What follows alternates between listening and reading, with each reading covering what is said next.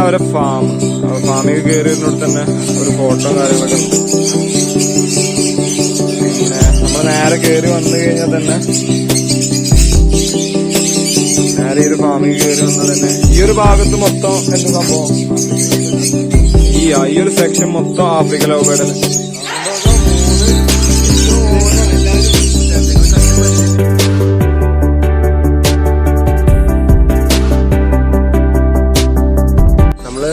African love bird ആണ് പ്രധാനമായിട്ട് ചെയ്യുന്നത്.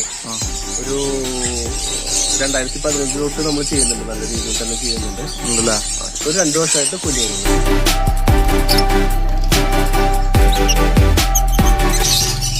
ഈ ഒരു ഫാമിന്റെ മെയിൻ ഹൈലൈറ്റ് അല്ലേ, ഇത്തിരി അധികം കൂടുണ്ട്. ഈ ഒരു സെക്ഷൻ ഉണ്ട്.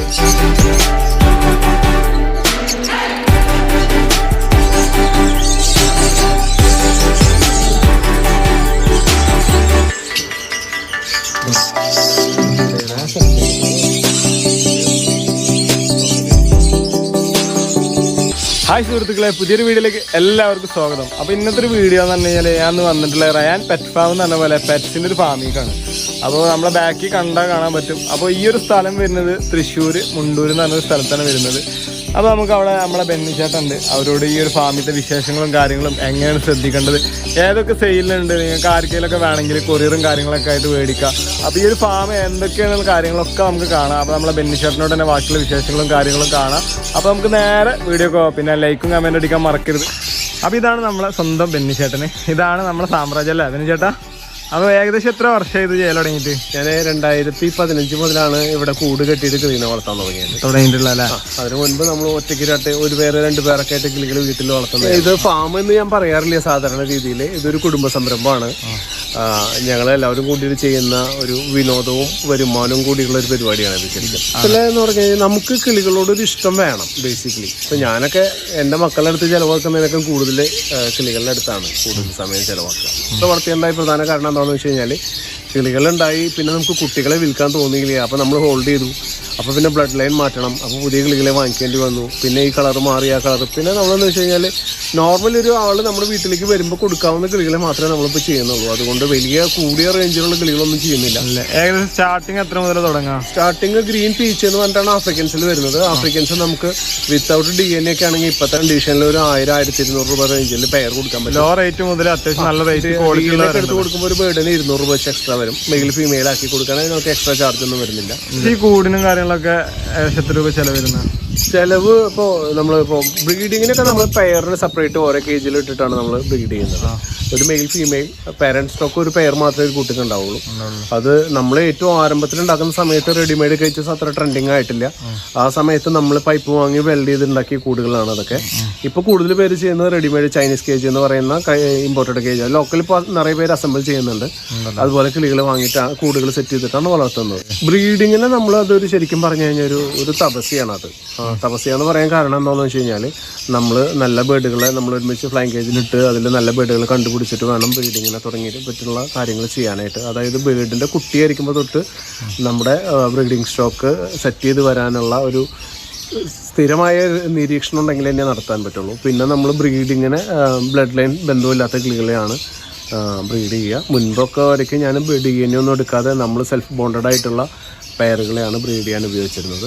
ഇപ്പോൾ പക്ഷേ ബേർഡിൻ്റെ സെയിൽസിൽ DNA ഇല്ലാതെ സെയിൽ ചെയ്യാൻ പറ്റാത്തൊരു സ്ഥിതിയിലേക്ക് എത്തിയിട്ടുണ്ട്. ആൾക്കാർക്ക് വാങ്ങിക്കുന്നവർക്ക് DNA ഉള്ള കൺഫേംഡ് പെയറുകൾ മാത്രമാണ് കൂടുതലായും ചോദിക്കുന്നത്. അപ്പോൾ നമ്മൾ അങ്ങനെ കൊടുക്കാറുണ്ട്. ഗ്രീൻ ഓറഞ്ച് ഫേസ് പൈഡും ഒലിവ് ഓറഞ്ച് ഒരു ക്ലാസിക് കളക്ഷനായിട്ട് ബേസിക് മ്യൂട്ടേഷൻസ് ചെയ്യുന്ന ആൾക്കാർ കളക്ട് ചെയ്യുന്ന ഒരു തരം ബേർഡാണ്.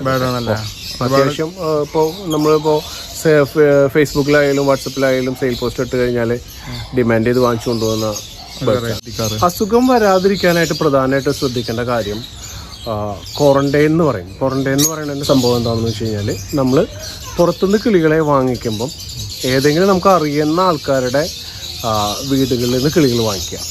അതായത് നമുക്കറിയാത്ത ആൾക്കാരുടെ അടുത്ത് നിന്ന് പരമാവധി കിളികളെ വാങ്ങിക്കാതിരിക്കുക. അറിയാവുന്നവരുടെ അടുത്ത് അല്ലെങ്കിൽ അറ്റ്ലീസ്റ്റ് നമുക്ക് പോയി കണ്ട് ആ കിളിയെ കണ്ട് ഇഷ്ടപ്പെട്ട് വാങ്ങിക്കാനുള്ള സൗകര്യങ്ങളും ഉണ്ടാക്കാം.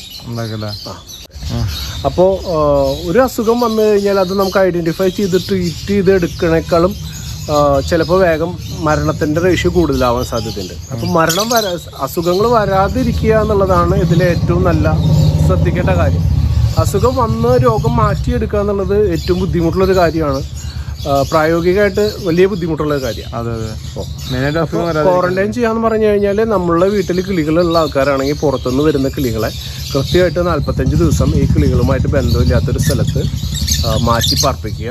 അവരായിട്ട് ഈ കിളികളുമായിട്ട് യാതൊരു ബന്ധവും ഇല്ലാത്ത രീതിയിൽ നിർത്തുക. മേഖല ഇത് വ്യക്തികളെ ആശ്രയിച്ചിട്ടാണ് ഇരിക്കുക. കാരണം വരുമാനത്തിന് വളർത്തുന്നവർക്ക് ഇത് വരുമാന മേഖലയാണ്, ഇഷ്ടത്തിന് വളർത്തുന്നവർക്ക് ഇതൊരു വലിയൊരു ഹോബിയാണ്. ഹോബിയിൽ പോകുമ്പോൾ ഇതിന് അവസാനമില്ല, വരുമാനത്തിന് പോകുമ്പോൾ അവസാനമില്ല. ഇത് രണ്ടും കൂടി സമന്വയിപ്പിച്ച് കൊണ്ടുപോകുക എന്നുള്ളതാണ് ഇപ്പോഴത്തെ നിലനിൽപ്പിന്റെ ഒരു കാര്യം. നമ്മുടെ ഹോബിയിലൂടെ വരുമാനത്തിലേക്ക് എത്തിക്കുക എന്നുള്ളത്. കാരണം ഫുൾ ബിസിനസ്സിന് വേണ്ടി ഇത് നടന്നു കഴിഞ്ഞാൽ ഇതിലൊരു നിലനിൽപ്പില്ല. ഹോബി ആയി കഴിഞ്ഞാൽ ഇവരുടെ ഡെയിലി എക്സ്പെൻസസ് ഫേസ് ചെയ്യാൻ ബുദ്ധിമുട്ടുണ്ട്.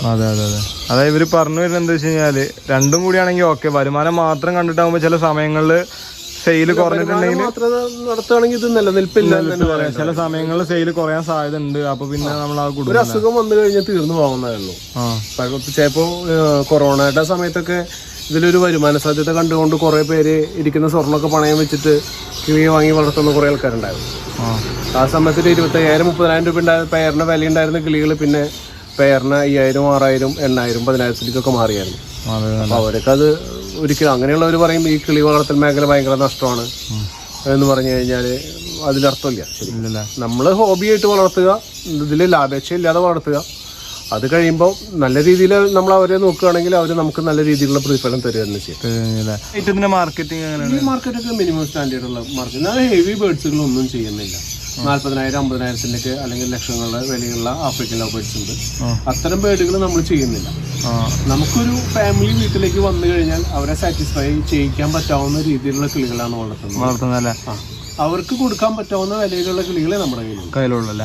അയ്യോ വില കൂടുതലാണ് അല്ലെങ്കിൽ ഇതിന് സ്റ്റാൻഡേർഡ് പോരാ എന്ന് പറഞ്ഞ് പോകുന്ന ഒരു കസ്റ്റമർ നമുക്ക് ഇതുവരെയ്ക്ക് ഉണ്ടായിട്ടില്ല. ഇനി ഉണ്ടാവാതിരിക്കട്ടെ. അപ്പൊ എന്തായാലും നമുക്ക് അടുത്തൊരു വെറൈറ്റി കാണാം അല്ലേ? ശരി, ആയിക്കോട്ടെ. ഇപ്പൊ നിങ്ങൾക്ക് ഉണ്ടാവും ചെറുപ്പത്തില് പാടത്ത് പോയി മീൻ പിടിക്കുക, കൊലച്ച വാഴയുടെ പൊത്തിന്ന് കിളികൾ പിടിച്ചുകൊണ്ടുവരിക. ഇതൊക്കെ എല്ലാവരുടെ ചെറുപ്പത്തിലുള്ളതാണ്. അപ്പൊ നമുക്കിത് ജോലിക്ക് പോയ സമയത്തും ഇത് തന്നെയായിരുന്നു ചിന്ത. എങ്ങനെയും കിളികൾ ഉണ്ടാവണം എന്നുള്ള ചിന്ത. ഞാൻ ചെന്നൈയിൽ വർക്ക് ചെയ്യായിരുന്നു. ആ സമയത്ത് അവിടെ നമ്മുടെ വീട്ടിൽ ഒരു 4 പേര് കിളികളെ വാങ്ങിച്ച് വളർത്തിയായിരുന്നു. നാട്ടിലേക്ക് ഷിഫ്റ്റ് ആവേണ്ട സമയത്ത് എനിക്ക് ആ കിളികളെ കൊടുക്കാൻ തോന്നിയില്ല. ഞാൻ അവരെ കൊണ്ടുവന്നു, ഇവിടെ വെച്ച് കൂടുണ്ടാക്കി. ആ കിളിയിൽ കുട്ടികളുണ്ടായി. കുറേ കുട്ടികൾ ഉണ്ടായപ്പോൾ പിന്നെ നമുക്ക് കുറേ കിളികളെ വാങ്ങിച്ചു. വീടിൻ്റെ തട്ടിൻ്റെ മുകളിലാണ് നമ്മൾ കിളികളെ വളർത്തിയിരുന്നത്. മേലെയാണ്. ഇപ്പം പിന്നെ നമ്മൾ വീട്ടിൽ ടി വി ഒന്നും കാണാൻ പറ്റാത്ത അത്രയ്ക്കും സൗണ്ടായപ്പോൾ പുറത്ത് ചെറിയ ഷെഡ് അടിച്ചിട്ട് അവിടേക്ക് കിളിയെ ഷിഫ്റ്റ് ചെയ്യാറുണ്ട്. ഞങ്ങൾക്ക് ഏറ്റവും കൂടുതൽ സപ്പോർട്ട് തന്നിരിക്കുന്നത് നമ്മുടെ അയൽവാസികളും ബന്ധുക്കളൊക്കെ തന്നെയാണ്. ഫ്രണ്ട്സ് നിറയെ പേരുണ്ട്.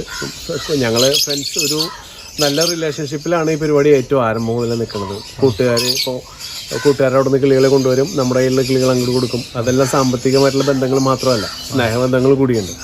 ഇപ്പോൾ നമുക്ക് ഒരു ഫ്രണ്ട് സ്ഥിരമായിട്ട് ഇപ്പോൾ എൻ്റെ കൊന്നൂറിൻ്റെ ഒരുമാതിരി കളക്ഷനൊക്കെ ഞാൻ വാങ്ങിച്ചു കൊണ്ടുവന്നിട്ട് 6 മാസം കഴിഞ്ഞ് പൈസ കൊടുത്ത കിളികളൊക്കെയാണ് കൂടുതൽ. ഇപ്പോഴും 1-2 പേർ പുള്ളി തന്നത് പൈസയും കൊടുത്തിട്ടില്ല. പുള്ളിയുടെ വീട്ടിൽ നല്ല കിളികൾ വരുമ്പോൾ പറയും, ചേട്ടാ അത് കൊണ്ടുപോയിക്കോ, വീട്ടിലിട്ടോ വളർത്തിക്കോ എന്ന് പറയും.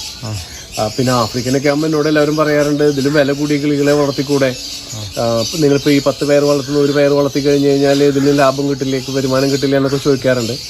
അപ്പം നമുക്ക് എന്താണെന്ന് വെച്ച് കഴിഞ്ഞാൽ എൻ്റെ സന്തോഷവും പ്ലസ് എൻ്റെ അടുത്ത് വരുന്ന ഒരാളെ സാറ്റിസ്ഫൈ ചെയ്യാമെന്നാണ് ഞാൻ ഉദ്ദേശിക്കുന്ന കാര്യം. അപ്പം വില കൂടിയ കിളികൾ മാത്രമല്ല, ആർക്കെങ്കിലും ഒരു ആരംഭം വേണമല്ലോ. ആ ആരംഭത്തിന് നമ്മൾ കാരണമാവട്ടെ. ആ വീടും കുടുംബമൊക്കെ കഴിഞ്ഞു പോകുന്ന ഈ പൈസ കൊണ്ട് തന്നെയാണ്. ആണല്ലേ? വൈഫിന്റെ സപ്പോർട്ടിംഗ് ഒക്കെ എങ്ങനെ ഉണ്ട്? വൈഫാണ് ഇതിൽ വലിയൊരു ഭാഗമൊക്കെ ചെയ്യുന്ന കാര്യങ്ങൾ. ആണല്ലേ? അപ്പോൾ തീറ്റ ഞാൻ കൊടുക്കും, ബ്രീഡിംഗ് ബോക്സ് വെക്കുക, കുട്ടികളെ ഹാൻഡ് ഫീഡ് ചെയ്യുക, വലുതാക്കി എടുക്കുക, ഇതൊക്കെ നമ്മൾ ചെയ്യുന്ന കാര്യമാണ്. ക്ലീൻ ചെയ്യുക, വെള്ളം കൊടുക്കുക, അങ്ങനെയുള്ള കാര്യങ്ങളൊക്കെ പുള്ളിക്കാരത്തിയാണ് ചെയ്യാറില്ല. വീട്ടുകാരുടെ സപ്പോർട്ടില്ലാതെ ഈ പരിപാടി ഒന്നും മുന്നോട്ട് പോകില്ല. കുറെ നമ്മുടെ കൂട്ടുകാരൊക്കെ തുടങ്ങിയിട്ട് അവസാനിപ്പിക്കേണ്ടി വന്നത് ഫാമിലിയുടെ സപ്പോർട്ട് ഇല്ലാത്തതുകൊണ്ട് തന്നെ. അത് ഫുഡ് കിട്ടാനേ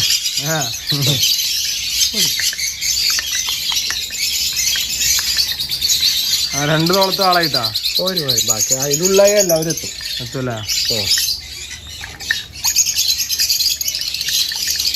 2 മിനിറ്റ് വെച്ച് കഴിഞ്ഞാൽ കട്ടകുത്തി വീഴാനും പാടില്ല, എന്നാൽ ഫുള്ള് വെള്ളമായിട്ട് ഒഴുകാനും പാടില്ല. 2 മിനിറ്റ് വെക്കുക, എന്നിട്ട് നമ്മുടെ സോഫ്റ്റ് ആയിട്ടുള്ള സ്കിന്നിൽ ഒരു ഡ്രോപ്പ് ഇട്ട് വെച്ച് നോക്കാം. നമുക്ക് പൊള്ളാൻ പാടില്ല, തണവ് വിട്ടാൽ ചൂടേ പാടുള്ളൂ. ശരിക്കും പറഞ്ഞു കഴിഞ്ഞാൽ ഫാരൻഹീറ്റ് നോക്കുക, ടെമ്പറേച്ചർ നോക്കുകയാണെങ്കിൽ ഒരു 37 ഡിഗ്രി ചൂടേ പാടുള്ളൂ. അല്ലെങ്കിൽ ഇവിടെ ക്രോപ്പ് എന്തോ. ഇത് സിറ്റാക്കസ് എന്ന് പറയുന്ന ഒരു ബ്രാൻഡാണ്. കിലോ വന്നിട്ട് 1600 മുതൽ 1800 രൂപ വരയ്ക്കും വിലയുള്ള ഫുഡാണിത്. നമുക്കൊരു സണ്ണിനൊക്കെ ഫീഡ് ചെയ്തെടുക്കുകയാണെങ്കിൽ 1 കിലോ ഫുഡ് ആവശ്യം വരും. സ്മോൾ കൊനൂർ, പൈനാപ്പിൾ, ഗ്രീൻ ചീസ് അങ്ങനെയുള്ള ബേർഡൊക്കെ ആണെങ്കിൽ ഒരു 1/2 kg. ആഫ്രിക്കയിലൊക്കെ ഫീഡ് ചെയ്യുകയാണെങ്കിൽ ഒരു 250 ഗ്രാം ഉണ്ടെങ്കിൽ ഒരു ബേർഡിന് നമുക്ക് ഹാൻഡ് ഫീഡ് ചെയ്ത് സെൽഫ് ഫീഡിങ് ആക്കി എടുക്കാം. വിശ്വാസം ഒന്നും ചെയ്യില്ല, വേദനിപ്പിക്കില്ല. ശരിയാണ്. വന്നിട്ടാള് ബാബാ ഞാനല്ലേ ഭക്ഷണം കൊടുക്കണേ, അതുകൊണ്ടാ. അതാ നമ്മളെ കൈ കാളെത്തിട്ടാ ചൂടാർക്കേട്ടാ, നല്ല ചൂടുണ്ട്. ഇവർക്കൊക്കെ എന്താ കൊടുക്കല്? ഇവരൊന്നും കിട്ടാതിരിക്കണേ ഇപ്പൊ. ഇതിന് നല്ല സോപ്പിലാണല്ലോ ആളുകൾ. അവിടെ പോയി മറ്റേ ആള് വരും. ചൂടാണ് ഇവർക്ക്. ഞാൻ സിറിഞ്ചിൽ കൊടുക്കണ്ട, അവിടെ ഒരു കപ്പ് വെച്ചിട്ടുണ്ട്. ആ ഡോറിൽ ഒരു ചെറിയ വൈറ്റ് കപ്പ് തൂങ്ങി കിടക്കണുണ്ടോ, അതിനവർ കൊടുത്ത് അവരൊന്ന് കഴിക്കുക ചെയ്യാം അതിലല്ലേ. ഇപ്പോൾ രണ്ടാൾക്കാരും ചാടി ചാടി വരുന്നുണ്ട്.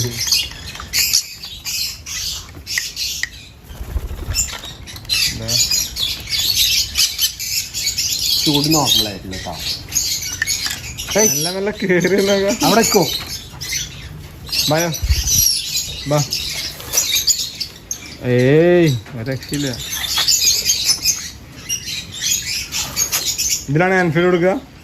ഇത് ക്രോപ്പിലേക്ക് കൂടി കൊടുക്കാവുന്ന സിറിഞ്ചാണ്. എടുക്കല്ലേ, ഇതാണ് വീക്കിലി ഫീഡ് ചെയ്യാം. കണ്ടോ ഫുഡ് വരുന്നില്ലേ? കണ്ടോ, ഇതെല്ലാം ക്രോപ്പിലേക്ക് ചെയ്യാം. ഈ നീഡിൽ ഇവിടെ എത്തും. കണ്ടോ, കിട്ടിയോ? കാണും, ഈ നീഡിൽ പോകുന്നുണ്ടോ? ഇറങ്ങി പോലെ. ഈ നീഡിൽ ഇതുവരെയും പോകും. അപ്പൊ കുഴപ്പമൊന്നുമില്ല. നമുക്ക് എക്സ്പീരിയൻസ് ഉള്ളതുകൊണ്ട് നമ്മൾ അങ്ങനെ ചെയ്യുന്നത് മാത്രമേ ഉള്ളൂ. ഇപ്പം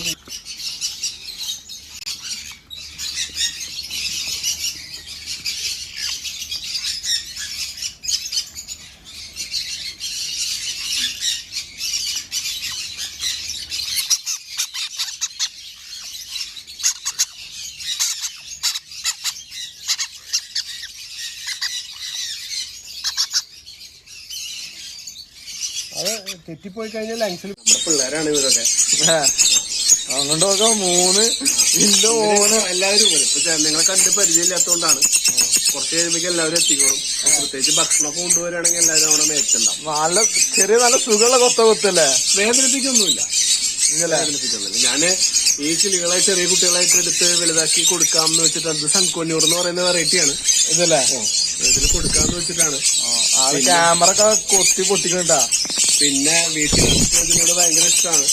ഇതൊരു കുടുംബ സംരംഭമായതുകൊണ്ട് എന്നൊക്കെ കൂടുതൽ എല്ലാ കാര്യങ്ങളും ചെയ്യുന്നത് ഫാമിലിയാണ്. എല്ലാവരും സപ്പോർട്ട് ഉണ്ടല്ലോ. അവരുടെ സപ്പോർട്ടിൽ അതൊന്നും നടക്കൂല.